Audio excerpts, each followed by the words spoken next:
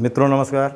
आज आप लोग ऋग्वैदिक कालीन समाज, आर्थिक जीवन, धर्म के विषय में जानकारी हासिल करेंगे। तो एक एक करके आप देखेंगे ऋग्वैदिक कालीन सामाजिक व्यवस्था।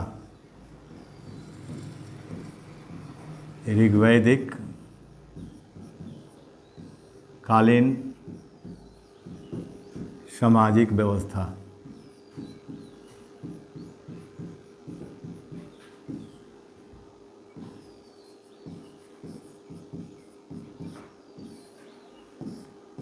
ध्यान देंगे, यानी ऋग्वैदिक काल में जो समाज था उस समय परिवार का जो प्रधान होता था उसको कुलप या गृहपति कहते थे। यानी परिवार का जो प्रधान होता था, मुखिया होता था, उसको कुलप कहा जाता था या गृहपति कहा जाता था। और ऋग्वैदिक कालीन समाज में यानी संयुक्त परिवार की प्रथा थी। यानी परिवार क्या होता था? संयुक्त होता था। और समाज जो था वो पितृसत्तात्मक था।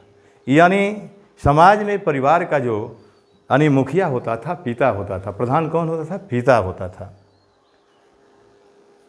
अब ये देखेंगे कि ऋग्वैदिक कालीन समाज में आपका बाल विवाह का उल्लेख नहीं मिलता है, प्रदा प्रथा का उल्लेख नहीं मिलता है। यानी बाल विवाह का कहीं वर्णन नहीं है और प्रदा प्रथा का भी उल्लेख नहीं मिलता है। नियोग प्रथा विद्यमान थी, अंतर्जातीय विवाह होते थे और पुनर्विवाह भी होते थे। महिलाओं के पुनर्विवाह भी होते थे। यानी पुनर्विवाह का मतलब ये है, यदि कोई महिला अपने देवर से शादी करना चाहती थी तो वो कर सकती थी, ठीक ना, ऐसा उल्लेख मिलता है। और आजीवन अविवाहित रहने वाली जो कन्याएं होती थी उसको अमाजु कहा गया है। यानी ऋग्वैदिक काल समाज में आजीवन अविवाहित रहने वाली कन्याओं को अमाजु कहा गया है। और कन्या विवाह के समय में जो उपहार दिए जाते थे उसको बहतु कहा गया है। यानी विवाह के समय कन्याओं को जो उपहार दिए जाते थे उसको क्या कहा जाता था? बहतु। समाज में गाय को अघन्या कहा गया है। ऋग्वैदिक कालीन समाज में गाय को अघन्या कहा गया है। अघन्या का मतलब होता है न मारने योग्य। अघन्या का मतलब क्या होता है? न मारने योग्य। और ऋग्वैदिक कालीन समाज में ही हमें सर्वप्रथम वर्ण व्यवस्था के विषय में जानकारी मिलती है। जैसे ऋग्वेद के 10वें मंडल का जो पुरुष सूक्त है उसमें ब्राह्मण, क्षत्रिय, वैश्य, शूद्र का उल्लेख मिलता है, ठीक ना। शूद्र का सर्वप्रथम कहाँ उल्लेख मिलता है? तो ऋग्वेद में मिलता है। तो ये आप जानते रहिएगा। अब इसके बाद आपका इसको जान लीजिए, लिख लीजिए। यानी समाज परिवार का प्रधान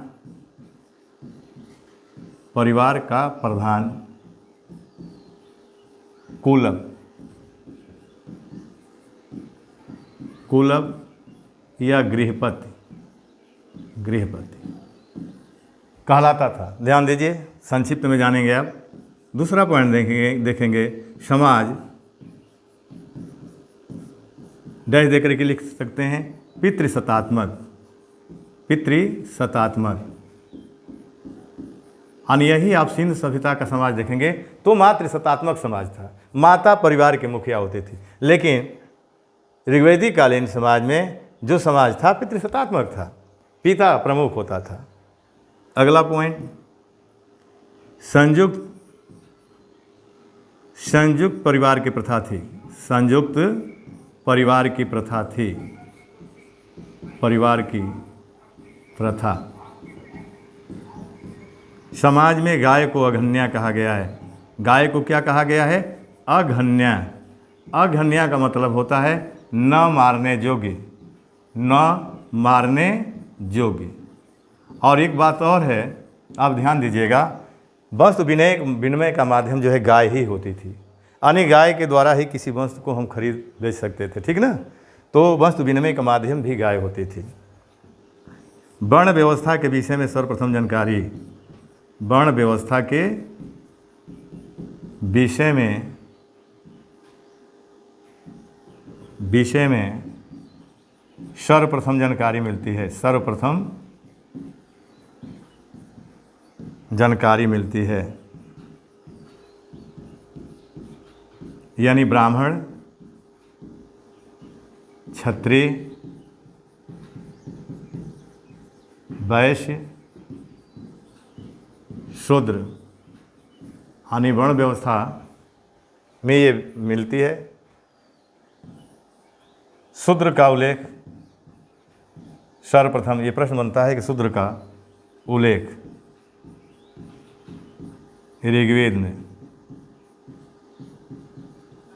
ऋग्वेद में हुआ है। ठीक ना। अब अगला पॉइंट देख लेंगे। आजीवन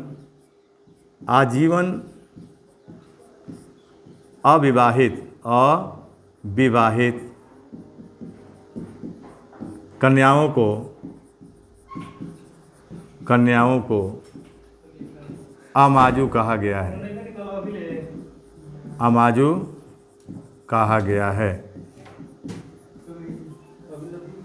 और कन्याओं को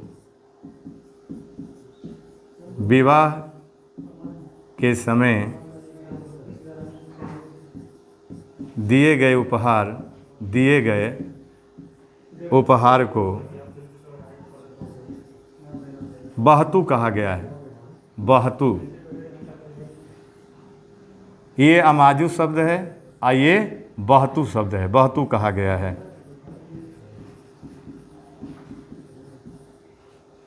अगला देख लेंगे पॉइंट समाज से संबंधित। ऋग्वेद में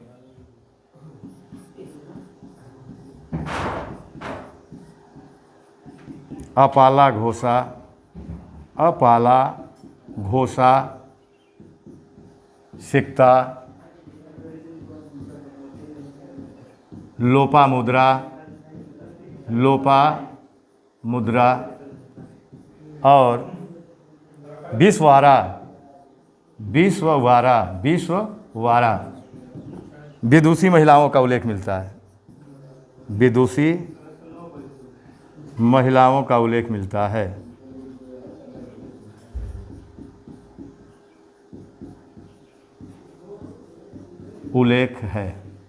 और इन्हें विदुषी जो महिला होती थी, विदुषी महिला, उनको ऋषि कहा गया है। क्या कहा गया है बाबू? ऋषि।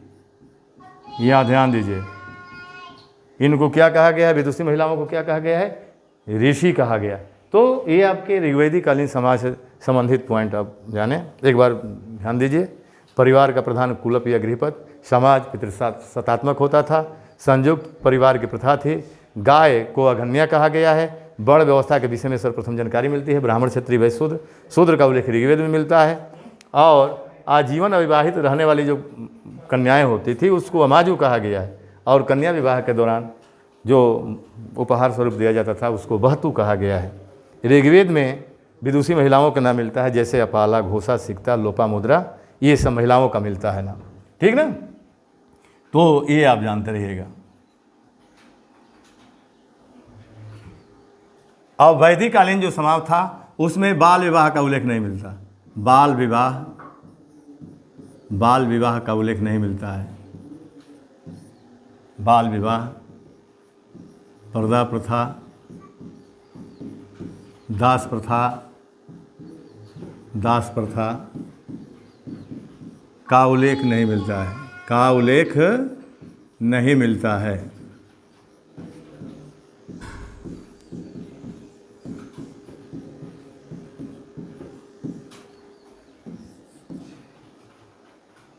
नियोग प्रथा, अंतर्जातीय विवाह, अंतर्जातीय विवाह,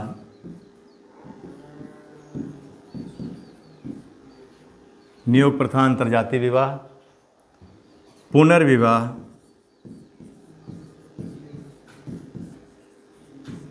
का उल्लेख मिलता है।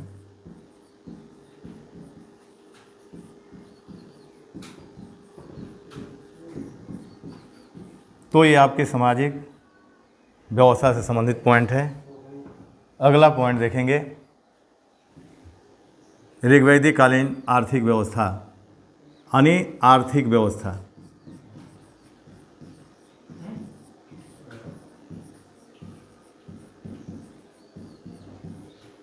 यानी जो ऋग्वैदिक कालीन आर्थिक व्यवस्था है, इसके विषय में आप जानकारी देखेंगे।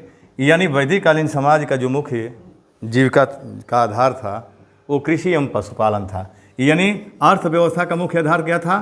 अर्थव्यवस्था का मुख्य आधार, तो अर्थव्यवस्था का मुख्य आधार कृषि एवं पशुपालन था। आधार क्या था? कृषि एवं पशुपालन। यहाँ ध्यान दीजिएगा। यानी ऋग्वैदिक कालीन समाज में जो अर्थव्यवस्था का यानी मुख्य आधार था, क्या था? कृषि एवं पशुपालन। खेती योग्य भूमि को उर्वरा कहा गया है। खेती योग्य भूमि को उर्वरा कहा गया है। उर्वरा या क्षेत्र कहा गया है। तो उर्वरा लिख करके कोष्ठ में क्षेत्र आप लिख सकते हैं। उर्वरा कहा गया है।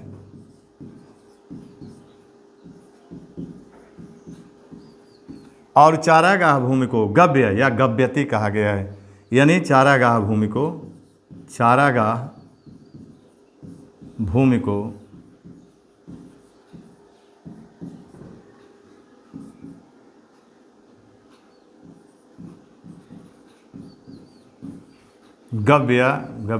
गव्य कहा गया है।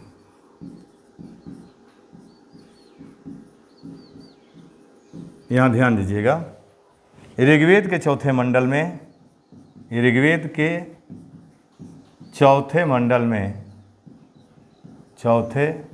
में कृषि संबंधी जानकारी दी गई है।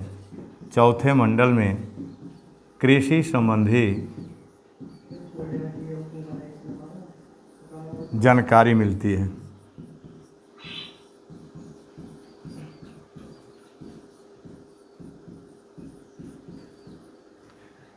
अब जैसे जानकारी में तो यहाँ लिख लेंगे प्राचीन नाम, आधुनिक नाम।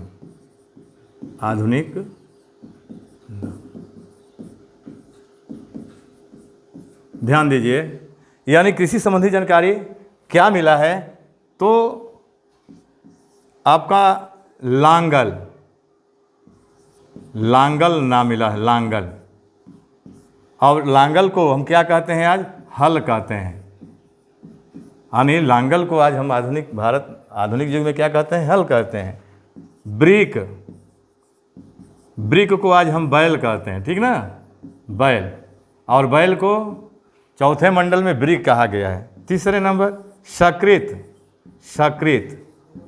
आबलिक करीस, यानी गोबर का जो खाद होता था उसको हम कहते थे सकृत। किसको कहा गया है ऋग्वेद में? सकृत गोबर के खाद को कहा गया है, सकृत या करीस।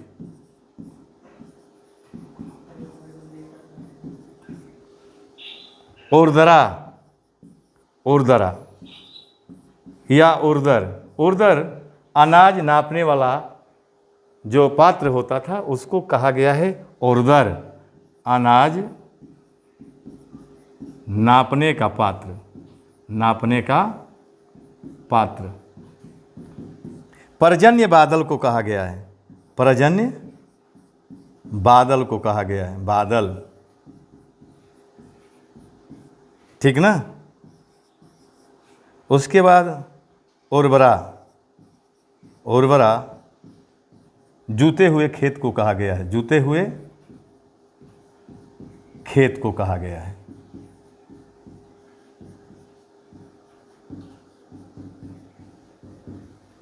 यहाँ ध्यान दीजिए, यानी आर्थिक व्यवस्था के विषय में आपको बताया गया कि अर्थव्यवस्था का मुख्य आधार क्या था? कृषि एवं पशुपालन।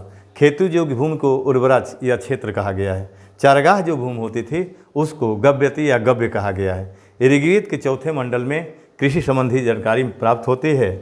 तो उसमें जो जानकारी प्राप्त हुई है उसमें देखिए लांगल, ब्रेक, सकृत या करीस, उर्धर, पर्जन्य, उर्वरा, ये भी बता दिया गया। लांगल हल को कहा गया, यानी अनाज का जो हल है उसको ऋग्वैदिक कालीन समाज में लांगल शब्द का प्रयोग किया गया है। बैल को वृक कहा गया, यह वृक बैल है। सकृत करिश जो है गोबर का खाद है।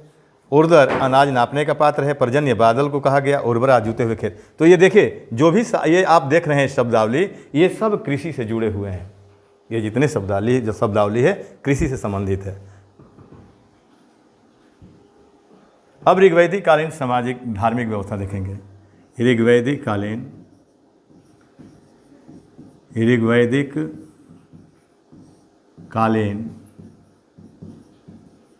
धार्मिक व्यवस्था।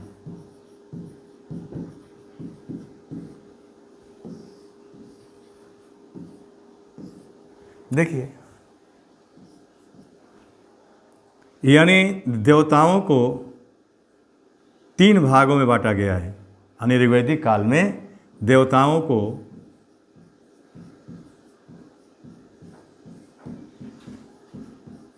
3 भागों में बांटा गया। 3 भागों में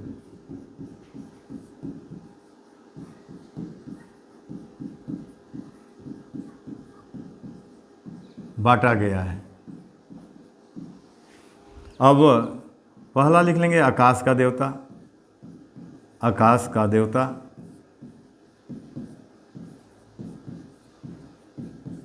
दूसरा अंतरिक्ष का देवता, अंतरिक्ष का देवता, और तीसरा पृथ्वी का देवता, पृथ्वी का देवता। यहाँ ध्यान दीजिएगा। तो आकाश के देवता में किसको किसको रखा गया? तो आपका सूर्य हैं, द्यौस हैं, वरुण हैं, मित्र हैं, पूषण हैं, पूषण, आदित्य हैं, आदित्य और उषा। यानी ये जो देवता देख रहे हैं ये ऋग्वैदिक काल में आकाश के देवता माने गए हैं। अंतरिक्ष के देवता में आप इंद्र हैं, रुद्र हैं, मरुत हैं, पर्जन्य हैं, पर्जन्य और मात्र ऋष्वन है। मात्र ऋष्वन।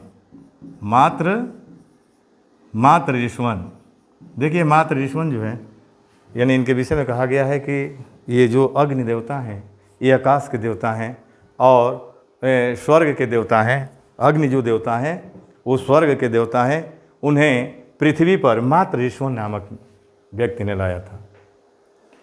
अब देखिए अगला पृथ्वी का देवता। अब पृथ्वी के देवता में किसको किसको माना गया है?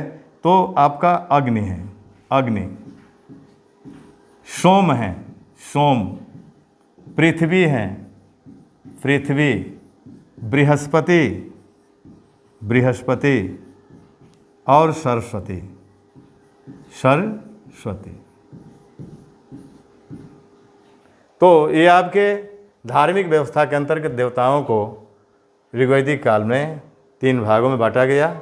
आकाश का देवता, अंतरिक्ष का देवता, पृथ्वी का देवता। आकाश देवता में सूर्य, द्यौस, वरुण, मित्र, पूषण, आदित्य, उषा। अंतरिक्ष का देवता में इंद्र, रुद्र, मरुत, पर्जन्य, मातृष्वन। पृथ्वी के देवता में अग्नि, सोम, पृथ्वी, बृहस्पति और सरस्वती।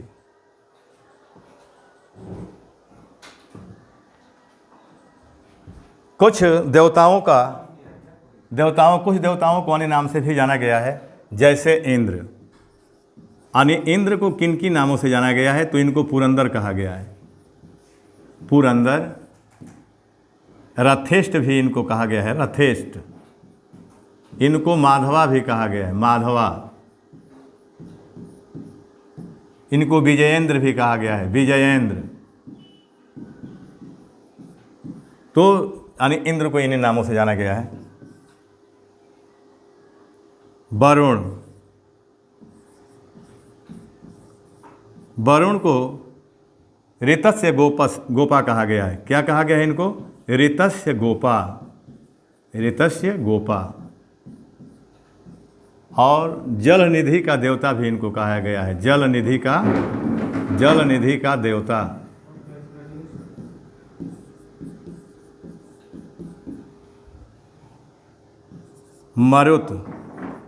मरुत को आंधी तूफान का देवता कहा गया है। यानी ऋग्वैदिक काल समाज में मरुत को क्या कहा गया है? आंधी तूफान का देवता। आंधी तूफान का देवता। पर्जन्य वर्षा का देवता। पर्जन्य को वर्षा का देवता कहा गया है। वर्षा का देवता।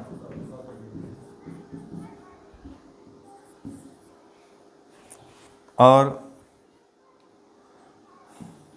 पुष्ण को पशुओं का देवता कहा गया है। और उत्तर वैदिक काल में इनको शूद्रों का देवता कहा गया है। पुष्ण को किस नाम से जाना गया है? यानी पशुओं का देवता कहा गया है इनको। पशुओं का देवता। और उत्तर वैदिक काल में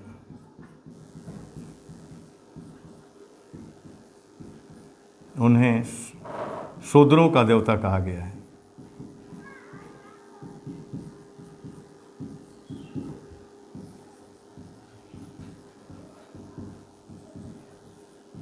तो ये आप ध्यान दीजिएगा।